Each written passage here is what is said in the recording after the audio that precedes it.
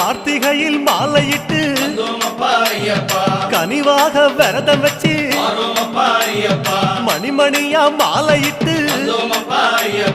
மார்கழியில் பூச வச்சு சபரிமலை பயணம் தானப்பா சாமி வழி துணையா வந்து சேரப்பா சபரிமலை பயணம் தானப்பா சாமி வழி துணையா வந்து சேரப்பா குருசாமி சொன்னபடி கூடி நல்ல விரதம் வச்சு கருப்பசாமி பொண்ண நினைச்சு காலமால பூச வச்சு காந்தமல ஜோதியானவா